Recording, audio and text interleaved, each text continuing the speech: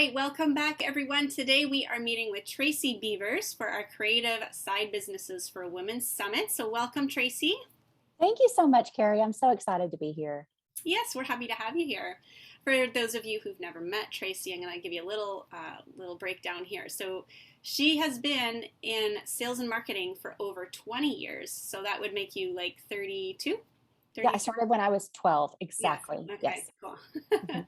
And as the owner of three businesses, she understands the roller coaster of entrepreneurship. So she loves sales, she loves networking, and she wants you to love it too. And throughout her careers, there's been one fact that has remained constant, and that's her love of people and her passion to help them win.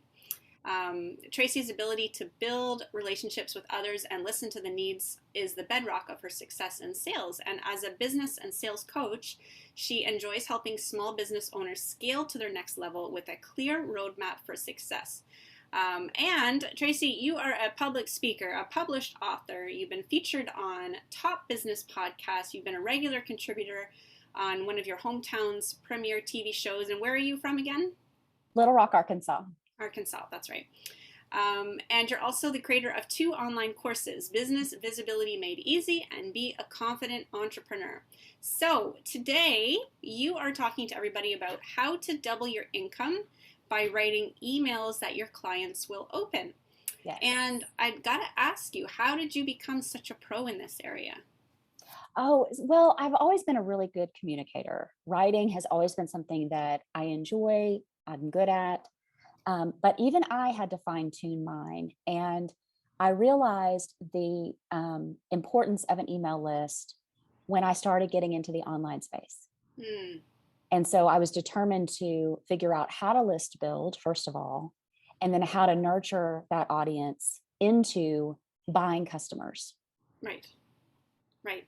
And yeah, writing back in the 80s and 90s is a little different than writing today. Like For today, we sure. have to keep things short and sweet. It's Yes, not these giant paragraphs like these essays. Like that's how we used to write. That's how we were taught to write in school. But it's mhm. completely different in the online space, like you It said. is completely Yeah. different. And once people learn the art of it and how different it is, I can feel my clients literally exhale. They're like, okay, I was making this way too difficult because they are thinking about the 5 point college essay, Yeah. the introduction, the 3 points, and the the conclusion. And you're like, no, Yes. don't do that. Because No. you know as well as I do, if you open up an email these days that is a block of words, no, your brain goes, nope. And you either Yeah. close it or you just delete it altogether.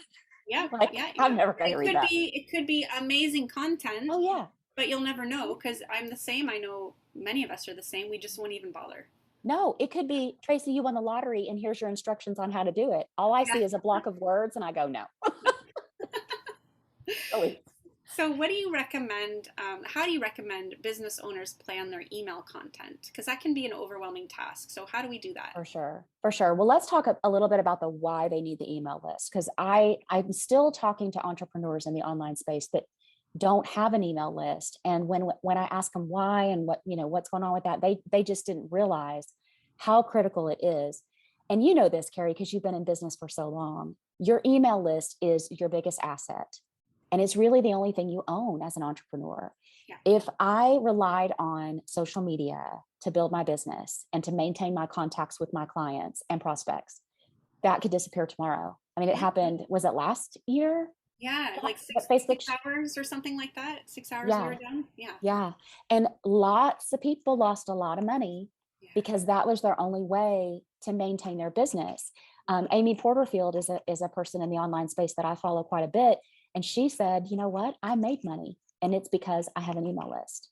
And Mhm. so I was like, okay, so it's things like that that get your wheels turning to understand why do you need to be asking for their emails? Because it can be uncomfortable. It's like, asking somebody you're not asking them for a date, but it almost feels like that. I'm not That's asking for your phone number, but I am asking for your email. And people are hesitant to give up their emails.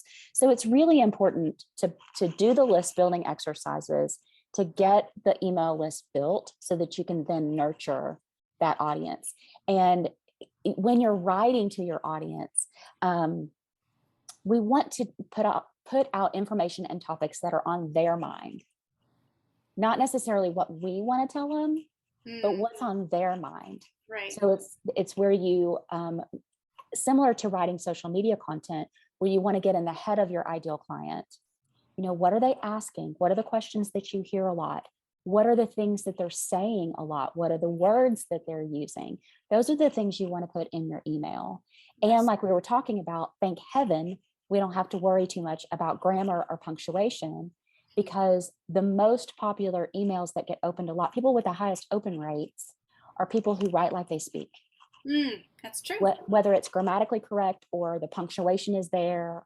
Yeah. I literally write my emails like you and I are sitting across from each other having a conversation. I Yes. want you to hear me Hmm. when you read it. I want you to Yeah. hear my voice and feel like I'm right there with you. Yeah. So I like to send out, for me, my practice is sending out 2 emails a week, one on a Tuesday, one on a Friday. The Friday one is a recap of the live training I did the day before. So that's kind of easy. I'm not reinventing the wheel. I'm repurposing content, Yeah. which is something I'm big on. Yeah. Um, Recapping it for them and including a video in case they couldn't join me live, or in case maybe they're not on Facebook all the time. Yeah. Not everybody loves social media. Yeah. And then the Tuesday email could be a really great podcast I heard that was motivational, or, you know, a really great quote that I heard. One of my most opened emails, I send it once a quarter now, Oh, really? is Marissa Peer. I don't know if you're familiar with her. Mm. She has a TED talk called You Are Enough. And it's the I am enough statement. And she's talking about how if we just feel like we're enough, a lot of times we can overcome depression and anxiety and things like that. It's because we don't feel like we're enough. It's a 9-minute video. And every time I send it out, it's the open rate is close to 50%. Wow, that's amazing. Yeah. Now, can you explain to everybody what an open rate is? Because this was something new in the email marketing world that I did not know before. So, what is an Right. open rate? So the open rate is the percentage of people on your list that are actually opening your email. That's how you know if what you're writing is what they want to hear, because they'll take the time to open it. So there's an open rate and there's a click-through rate. Now, the open rates used to be a lot more accurate over a year ago, before all the privacy stuff started happening. People were able to opt out of things. So we're not, that percentage is not as accurate and solid, that's the word I'm looking for, as it has been in the past, but it's still a really great indicator. And so what you want to do is think through what industry am I in, and look, you could even Google average open rates for XYZ industry to figure out Right. what the average open rate is for your industry. For ours, a great open rate would be 20 to 25%. Right. My average now through practice and time is close to 40 to 45% on average Wow. every time I send out an email. So if you have an email list of 1,000 people and 45% are opening it, that means 450 people are opening what you're reading. And that's one more way that you're staying connected with them, because you know this from being in business, those sales come from that connection. Yes. People knowing you, people liking you, and people trusting you. Hmm. And that sending those emails and that excellent content and that motivational quote or that tidbit of, hey, this is an awesome tech tip I ran across. I wanted to share this with you. I was thinking of you. Hmm. That's really going to go a long way towards nurturing that list. So when you do have a launch, or you have a new promotion or a new product or whatever it is your business is doing, because every business needs an email list. A lot of people think, oh, well, I'm a brick and mortar boutique, I don't Hmm. need it. Oh, you need an email list, Yes, you do. just like I do. Everybody does, because that's the only thing we truly own. And that's the Yes. only way you can really stay in contact with your clients. Right. So that open rate is really important to watch. And when you choose an email service provider, you want to choose one that allows you to see the open rate. Some email service providers, when they just started out, they were not tracking open rate. I think most of them are now. Yeah. And then the click-through rate would be if you have something in your email that's a call to action. Like generally in mine, one of my calls to action is jump into my Facebook group for more great content, you know, networking with other like-minded entrepreneurs, that kind of thing. And there's a button there on my email that they can Hmm. click, Right. and the click percentage shows up. And so you want your click-through rates to be, 3%, 4%, 5% is good to start out with. Some people that have been in the space a long time have 15 to 20% click-through rates, which is amazing. That is amazing. Yeah. So Wow. you just have to watch those analytics, Yeah. which kind of shows you the health of what you're doing and if you're on the right track. That's a great way to know, am I on the right track? And so your open rates are very high. I think, if I were to guess, that they're a little bit higher than the standard, They right? are Industry that. standard. So what is a good open rate that we would be targeting? So if you're in the online space like we are, a really great open rate would be 20%, 25%. And as your list grows, the percentage will go down a little bit, obviously, because of numbers. Yeah. But the higher you can get it, Hmm. the more okay, they like this content. They're consuming this content. And the more consistent it is. When I look at my email lists, I can see, okay, maybe one got a 38% open rate. Maybe one got a 48% open rate. Maybe one got a 42, one got a 46. And so I can kind of see, okay, I'm doing okay. Yeah. And then sometimes I'll get one and it's like a 25%. I'm like, Yeah. okay, that subject line didn't do anything for anybody. Nobody Yes. opened that one. Yes. Even though 25 is actually pretty good, but It for is. 50, yeah. Right, Yeah. right. I'm like, okay, something's off. I didn't quite catch their attention with that one. Or, is it like July 4th holiday in the States? Or is it Christmas Day? You know what I mean? You kind of have to look and say, is everybody starting back to school? Is it a federal holiday? Is it a True. major pandemic? Let's not talk about that. Right. Yes. So, can I ask you for a second about unsubscribe? So, I know when I Yeah. first started in business, oh, it hurts so much. Oh It my hurts so God. much to see those, right? It's so And I painful. now I understand it's part of business. It's It is. okay. Can you give us some reasons why people might unsubscribe? There are so many reasons that people will unsubscribe. Similar to, there are so many reasons that people will ghost you on Facebook, or ghost you and not text you back, or you go out on a date with them and they don't call you back. Yeah, There are so many reasons why people do things that they do that have nothing to do with us. that's right. And we take it so personally. Oh yeah, because it's our stuff. Yes, yes. Yeah. Yeah. But what we have to do is we have to say to ourselves, okay, hold on. What did I send? How many unsubscribes did I get? And what was the open rate on it? And then if the open rates are starting to drop and Hmm. I'm getting a lot of unsubscribes, okay, then I have to say, all right, hold on, wait a minute. Hmm. But for me, as painful as they are, I'll have, 10 to 20 unsubscribes, maybe in a 60-day time period. And I just have to bless them and release them, because I know there are reasons why I unsubscribe that don't have anything to do with that other person. It has to do with the amount of material I'm getting in my inbox, and Yeah. that I need to start somewhere trimming it out, because Yes. it is too much for me. And it doesn't have anything to do with them, that their content's not good. Hmm. If I know them personally, I will send them a DM and say, hey, I needed to unsubscribe from your list, but it had nothing to do with you. Yeah. That's So nice. I would try not to take it personally, although if it seems to be a pattern, that's where I would say, okay, hold on. Hmm. We need Yes. to figure out what's happening. Right. And how about subject lines? How important is it to refine that specific, how, first of all, how many words do you recommend and why is it so important? Gosh, I don't know that I recommend a certain number of words exactly, although the shorter the better, Mm. because we have remember that a lot of people are looking at the subject line on their phone Yeah. and not on their computer. And so that limits it a little bit more. But the subject line and the preview text line are so important to your open rate. There's a really great tool, the headline analyzer tool from, I'm trying to remember the name of the organization, Yes. but I think I've got it in my notes. Hang on one second, because I wanted to remember to share that with you guys. Oh shoot. I don't see it right here in front of me, but there's several now that I think about it, but the one that I love, I want to say it comes from one of the marketing institutes, but it's a headline analyzer and it's actually kind of fun. You put in your headline or your subject line. It's got to be 4 words or more, which is unfortunate because sometimes 3 words is perfect. Yeah. It just depends on what you're trying to do, what attention you're trying to grab.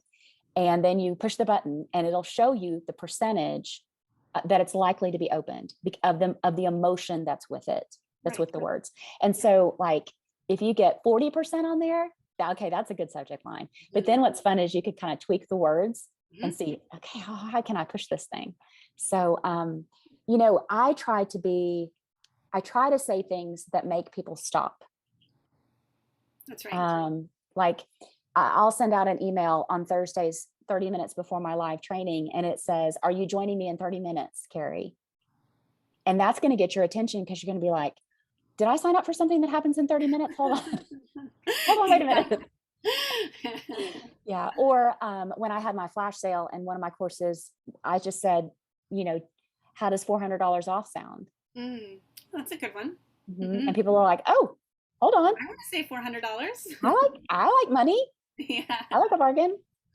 I found it. It's called AM Institute. Is that Yes, the that's one? it. That's it. Yes. AM Institute. Yes. Cool. Yeah, Yeah, that's a really great one. So do you recommend that people use that every I time? do. Yeah. Yeah, until they kind of get the hang of it Yeah.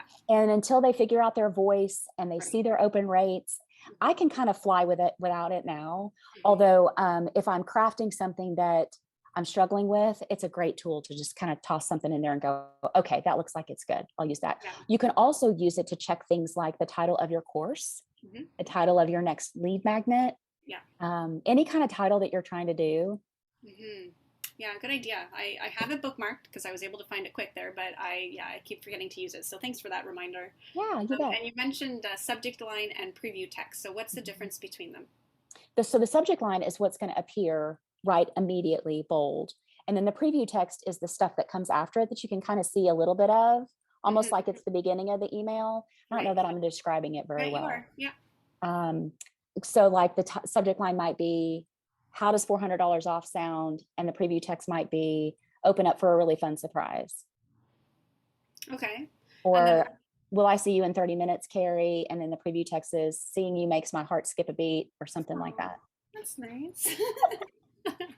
And then See, you'd see that and you'd go, "Oh, wait, hold on. I know it's so Why did she like personal. Yes. Yeah, you got my attention. And what about all caps, punctuation, You have to watch emojis? that."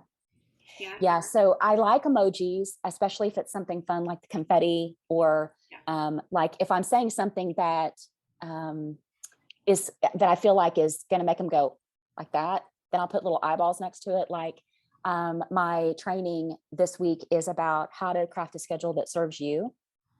And I put little eyeballs next to it because if I said to you, "Hey, Carrie, how would you like a schedule that serves you as a mom of children with Yeah. businesses?" You're probably going to go, "That sounds great, but you're out of your mind. That's never going to happen." And so that's the emotion I'm trying to evoke with it.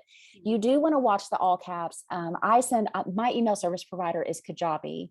It's a great platform. A lot of us use it for our online courses, and it will kind of prompt you if you start to put in too many caps, too much punctuation. It'll go, "Hold on, don't try not to use so many caps, or try not to use so many dot dot dots." Okay. Okay, that's handy. Yeah, I Yeah, use but you Kajabi. don't want to use all caps through the whole title, because then it's Right. like, "I'm screaming at you to open this." Yes. And you mentioned that you really try to make it conversational, as if you and I are sitting down talking over a cup of coffee, and there's not this whole crowd of people behind us. It's just you and me. Yep. What are some don'ts? What are some things you suggest that people don't do when they're trying to write an email? So don't. So in that example, don't speak to a crowd. So when I open that email, I want it to say, "Hey, Carrie, how's your week going? Can you believe it's almost July?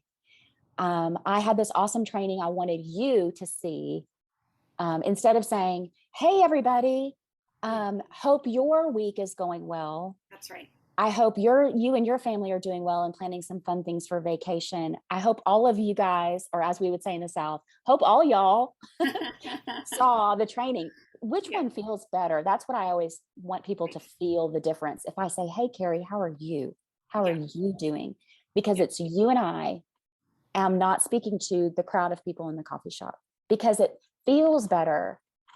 It's more personal. It makes that deeper connection with that person. So be sure to write just to that one person and think about your ideal client. Now, a lot of people say you've got to, or at least it was this way several years ago when I first started. You've got to find your ideal client down to, what is her name? Is she married? Does she have kids? What color is her hair? Blah, blah, blah, blah, blah. And I'm like, that's too much for me. Mm. I know that I'm speaking to female entrepreneurs. Mhm. They are in different phases of their business. but there's threads of commonality for all of them. And so I don't try to speak to, Carrie, who's the mom of the kids and, curly hair and all that jazz. I just try to make it female entrepreneurs that I know are feeling XYZ about this particular topic. Right. Yeah, that makes a lot of sense. Yeah. So you just want to write in that one voice. And along the don'ts line, like we were talking about, make it very skimmable. People are lazy. Yes. I'm lazy. I'll admit it. If I open an email, like I talked about, in fact, I got one from a client. Bless him. He's a real estate broker, and he was writing these emails to other real estate professionals because they were in recruitment mode for their brokerage. And I said, send me the email. Let me see. He's like, I'm not sure anybody's opening it. And he wasn't using an email service provider, so we couldn't tell an open rate. I said, send it to me. Let me see it. So he sent it to me, and literally I opened it and I went, no. I'm like, wow. It was the font was small. Yeah. There was a lot of words. Yeah. You want to make it visually appealing. If your email service provider allows you to put in an image or a GIF or a GIF, whatever you call them, or a funny graphic of some kind, that's awesome to kind of break it up. Yeah. The buttons that we talked about for your calls to action, those are great to put in there. You want to make it spaced out where it's easy on the eye to read, because again, people are looking at these on their cell phones most of the time. And if the font is really tiny, I'm not getting any younger. I'm like looking at it going, I can't even hold on. And I'm trying to, you don't want to do that. You want to make it really, really easy for people to see exactly what you're saying, the points you want to make, and don't forget the PS or the PPS at the bottom. That is the most read part of the entire email. No way. I didn't know that. Yep. Absolutely. Absolutely is. So a lot of people you'll see nowadays are technically what they're doing is that PS area is basically a summary of what they just said in the email. Oh, really? I saw this the other day. It was genius. This gal wrote out an email about her upcoming workshop and all what was going on with it and all that other stuff. And the PS at the bottom said, in summary, no way. Here's the details on the workshop. You're not going to want to miss it. Here's the link. No. Okay. Yeah. That's interesting. Okay. So that PS is a great place to summarize what you said in case they are skimmers, and then capture them one more time with a PPS. That's a call to action. That's a great way to invite them to something, to your Facebook group or to your workshop, or to know about your course or your flash sale or your new freebie guide that you've got. And in your experience, does creating better emails equate more to more sales? Like, are they related? I believe that they are. Yes. Yeah, I really do. It's just that way of nurturing, because I have my email list audience, and I have my Facebook group, my free Facebook group. The numbers are different there. I've got over 1,300 people in the group. I've got around 700 people on my email list.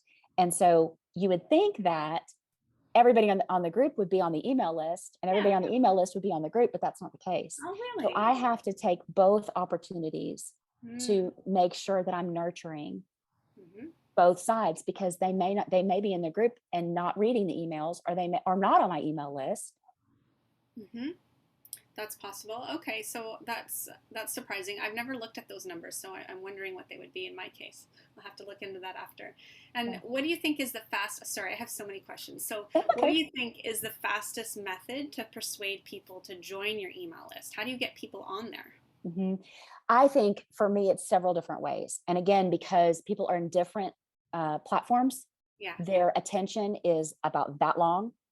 So I use every method. All roads lead to list building for me. So for example, when you go to my Facebook personal profile, my cover photo, that's prime real estate for me to promote something. And mine is promoting join my group. When they click on that to get the link to join my Facebook group, one of the membership questions is, what email did you use to grab my free guide to creating 90 days of social media content in 30 minutes?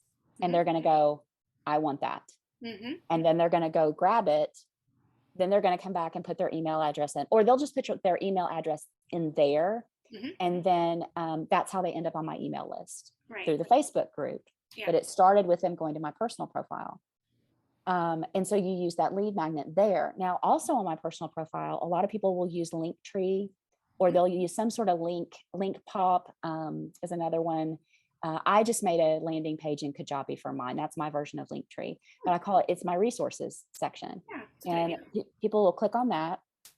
They'll go to the resources tab. They'll see the Facebook group, the link to the Facebook group, but they'll also see lots of really cool free resources that they can have to build their business. So like the social media guide, or how to turn your existing clients into your best source of warmed up referrals, or how to learn how to sell without selling. Those are things that attract people's attention to make them want to opt into the email list. Right. So there's several different ways to build the list. What we have to do is look at the business as a whole and see what pieces you have. Some people don't have a Facebook group, but most people have some sort of lead magnet that they can promote. And so that's what you would put on your social media content. That's what I put in my reels. I did one the other day about you can double your income when you learn how to sell without selling. Let me show you how, link in my bio. Or, how do you feel about selling, and making a face or something like that. Most people, when I say sales, they go, "Wah." But that's how. So the list building is woven into all of the pieces of the business, if that makes sense. Yes, it does. So you get them in lots of different areas. Like you can get them through your website, through Facebook, through Instagram, through your resources page. There's like a lot of different ways. And so, but like you said, they all funnel into your email list. That is the end goal, because that is yours to keep. So if any of this other fun stuff disappears, you've got your people still. Right. And on the website, that reminds me, a pop-up box, as annoying as they are, is a great way to list build. Yes, absolutely. Just that new, hey, do you want my free guide to XYZ? Yes. Yeah. Perfect. So, Miss Tracy, you have a free gift that you are offering all of our. Speaking of how to get people on your email list, you have a free gift, and you've called it Social Media Content Made Easy. Create 90 days of content in 30 minutes. Wow. Okay. So tell us all about that. It's really cool. And it's something that I developed over time, because I don't know about you, but I would go to create content and I'm staring at the phone, I'm staring at the computer, and the cursor is literally just getting louder. Blink, blink, blink. You know what I mean? It's like it's mocking me. What are you going to say? And I'm literally sitting there thinking, I don't know what to say. I don't know what to write. So what I developed was a strategy to just literally brain dump the topics. And so what we do is, in 30 minutes, and I walk them through it with a short video and a PDF guide, you're going to brain dump 90 days, 12 weeks of content topics. And that's going to be your guidepost to then create the content. And then there's more detail about, okay, now that you've got your list, this is what you're going to do. And you're going to map out each week. You pick your days of the week. You pick what you're going to be plugging in, so that when you go sit down at the computer, you can go, okay, it's June 29th, and this is what I put on my list. Now, the problem is, when you look at the list and you go, that's not really what I want to say. Don't do that. Okay. Follow the map that you laid out for yourself. Okay. Because otherwise you're back at square one. And so, just so I understand, so you've got 12 weeks. Each week is a different topic then? Is that what you're saying? So each week, and then throughout the week, you can create content based on that one topic. Right. So you pick your topic, and then you pick the days of the week that you're going to post and the types of things that you want to do, and you plug those in. It's like, okay, Monday, I'm picking Monday, Wednesday, Friday. Monday, I'm going to do an IG reel. Wednesday, I'm going to do a Facebook post or a story. Friday, I'm going to do an Instagram live. Yeah. Okay. Easy. And so it's there, and then you just make your notes and you're ready to go, because we have way more content inside us than we think. Yeah. We don't give ourselves nearly enough credit. And so through this exercise, you're going to feel like $1 million, because you're going to look at that list and you're going to go, dang, I know a lot of stuff. And you do. Yeah. So there's no reason to reinvent the wheel. And the cool thing is that when you get to the end of the 90 days, you really could go back to week 1 and start over, because no offense, but I'm not going to remember what you posted 90 days ago. No, that's true. And just like out the graphic and reword the words, and you're good to go. That's right.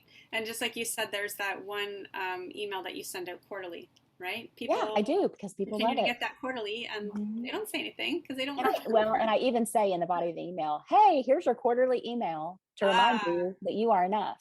yes, Remember very when I smart. sent this last time? I think you need a refresher because I do too. Push the button and listen to Marissa for 9 minutes and let's get ourselves back on track. But I do tell them, this is your Yes, quarterly reminder so that in that's case beautiful. somebody's looking at it, they don't go, why is she doing Yes. Now, where is your favorite place to hang out on the socials? Where can people reach out to you? Oh, you know what? I've gotten really hooked over onto Instagram, but Facebook's still my home. Yeah. That's where my Facebook group is, and that's where I built initially. And Mhm. so my strongest platform is Facebook. Okay. Although I do play around on Instagram, and I love to have DM conversations over there. Yes. Awesome. Well, Tracy, thank you so much. We've learned so much from you today. Is there any final thoughts? Anything you want to leave everybody with? No, that's it. Well, no, I will say an email list can sound intimidating. Writing content can sound intimidating and feel intimidating, but use that list of the 90 days of topics that you're going to write out with my free guide to give you content for your emails. So use that, you can use that list for that topic for the week. And you're like, okay, cool. This is what my social media posts are going to be about. This is what my email is going to be about. Mhm. And don't worry that you feel like you're repeating yourself because somebody will see you on Facebook, but they're not on your email list. Then Yeah. the people on your email list might not see your Facebook post. So it's totally okay. Yes. That's a very good point. Awesome. Well, thanks again, Tracy. Thank you. Okay. See you later.